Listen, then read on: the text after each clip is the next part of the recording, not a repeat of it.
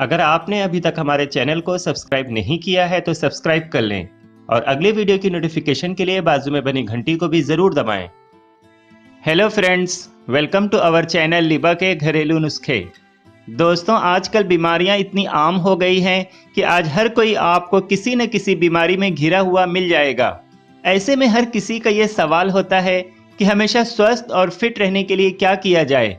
तो दोस्तों, आज के इस वीडियो में मैं आपको ऐसे ही कुछ छोटी छोटी लेकिन बहुत ही काम की बातें बताने वाला हूँ, जिसे अगर आप अपनी ज़िंदगी में लागू कर लेते हैं तो ये मेरा नहीं बल्कि डॉक्टरों और हेल्थ पर रिसर्च करने वालों का कहना है कि फिर ऐसा इंसान वक्त के साथ साथ बूढ़ा तो होगा, लेकिन उस व्यक्ति के बहुत ही कम चांसेस रहेंगे कि वो जल्दी बीमार पड़ेगा या फिर उसे कोई बड़ी बीमारी आगे चलकर होगी।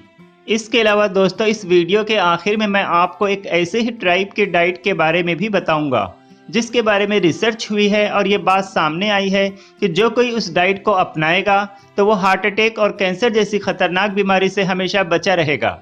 इसके अलावा दोस्तों, अगर आप इन सब बातों को एक तरफ रखकर सिर्फ इस वीडियो में बताई गई बातों पर अमल करके देखोगे तो थोड़े दिनों बाद ही आपको अपनी ज़िंदगी में एक बहुत बड़ा बदलाव देखने को मिलेगा।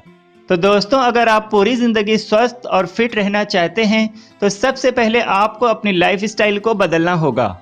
लाइफ स्टाइल में दो चीज़ें आती हैं, एक तो है खाने पीने के ताल्लुक से जुड़ी चीज़ें और दूसरी चीज़ है रोज़ाना की एक्टिविटी। इन दोनों ही चीज़ों में आपको बदलाव लाना होगा। अगर मैं खाने पीने के ताल्लुक से आपको बताऊं तो सबसे पहला काम आप ये करें कि आप हमेशा अपनी भूख से कम खाएं और साथ ही अपनी डेली डाइट में शुगर और शुगर से बनी चीज़ों का इस्तेमाल बिल्कुल कम कर दें।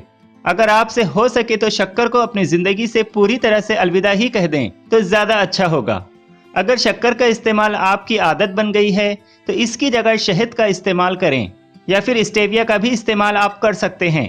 स्टेविया एक तरह का स्वीटनर है जो प्लांट से निकाला जाता है, जो शक्कर से कहीं ज़्यादा मीठा होता है, लेकिन लो कैलोरी होने की वजह से इससे किसी भी तरह का कोई नुकसान नहीं होता। अगर आपको ये चाहिए तो इसकी लिंक मैंने डिस्क्रिप्शन में डाल दी है। दोस्तों, आप यकीन जानो, सिर्फ शक्कर छोड़ने से ही दो बहुत ही खतरनाक बीमारी के होने के चांसेस बहुत कम हो जाते हैं। पहली है डायबिटीज़ और दूसरी है हार्ट अटैक। इसके अलावा पैकेट में मिलने वाली खाने पीने की जितनी भी चीज़ें हैं, जिसे इंग्लिश में हम प्रोसेस्ड फूड कहते हैं, इन सब का भी इस्तेमाल आप अपनी डेली लाइफ में धीरे धीरे एकदम से बंद कर दें। लेकिन ऐसा करना हर किसी के लिए मुमकिन नहीं है, लेकिन आप जितना इन सब चीज़ों से खुद को बचा सकते हैं बचा लें, क्योंकि जितना आप खुद को इन सब चीज़ों से बचा लेंगे उतना ही आपको आगे चलकर कैंसर और दूसरी खतरनाक बीमारियों के होने के चांसेस भी बहुत कम हो जाएंगे। क्योंकि आज कैंसर जैसी बड़ी बीमारी होने की सबसे बड़ी वजह यही प्रोसेस्ड फूड है।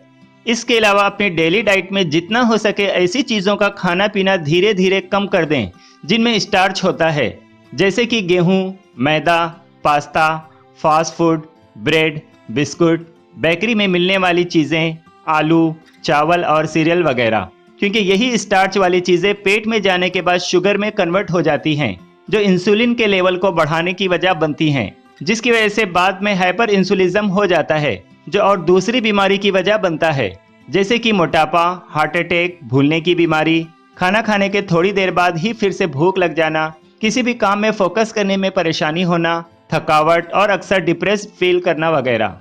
दोस्तों, अब अगर तेल की बात की जाए तो खाने में आप ऐसे तेल का इस्तेमाल करें जिनमें सैचुरेटेड फैटी एसिड कम होता है।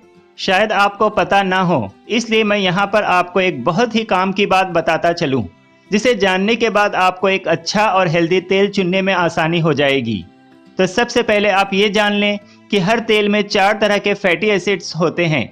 एक होता है सैचुरेटेड फैटी एसिड SFA, दूसरा होता है mono unsaturated fatty acid MUFA, तीसरा होता है poly unsaturated fatty acid PUFA और चौथा होता है ट्रांस फैटी एसिड TFA।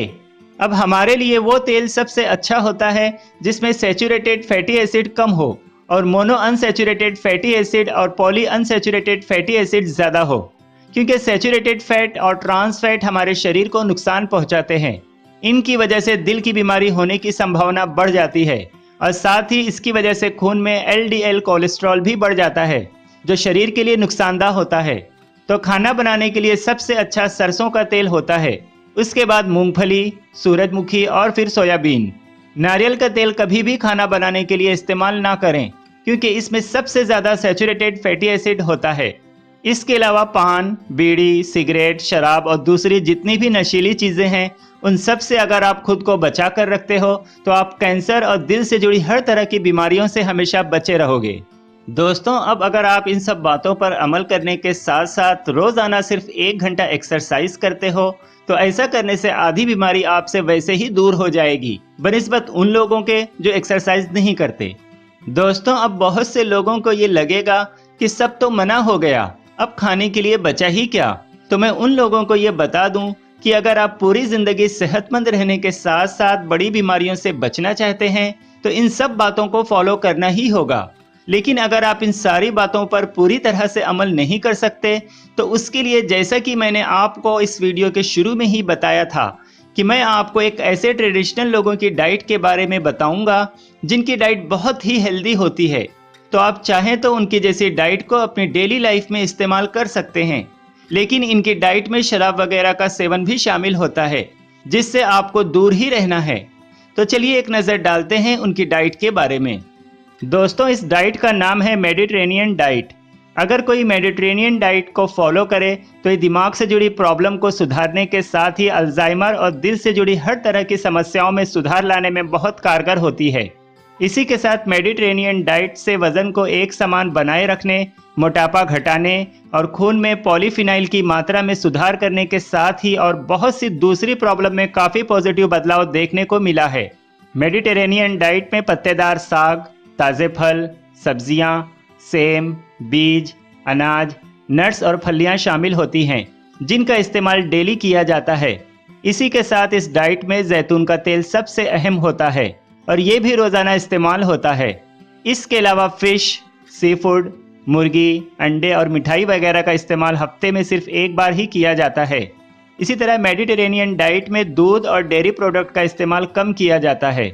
वहीं इसमें रेड मीट का इस्तेमाल महीने में सिर्फ एक बार ही किया जाता है। तो दोस्तों, ये थी वो बातें जिन्हें अगर आप धीरे धीरे अपनी ज़िंदगी में शामिल कर लेते हो तो आप थोड़े ही दिनों बाद खुद अपनी ज़िंदगी में एक बहुत बड़ा बदलाव देखोगे और ऐसा करने से आपकी उम्र दुगनी हो जाएगी। तो दोस्तों, आज के लिए बस इतना ही। वीडियो अच्छी लगी हो तो लाइक और कमेंट करके मुझे ज़रूर बताएं। बाकी इस वीडियो को ज़्यादा से ज़्यादा दूसरों के साथ भी ज़रूर शेयर करें ताकि हर कोई इन घरेलू नुस्खों से फ़ायदा उठा सके। और अगर आपने अभी तक हमारे चैनल को सब्सक्राइब नहीं किया है तो सब्सक्राइब कर लें और अगली वीडियो की नोटिफिकेशन पाने के लिए बाजू में बनी घंटी को भी ज़रूर दबाएं। Thank you for watching.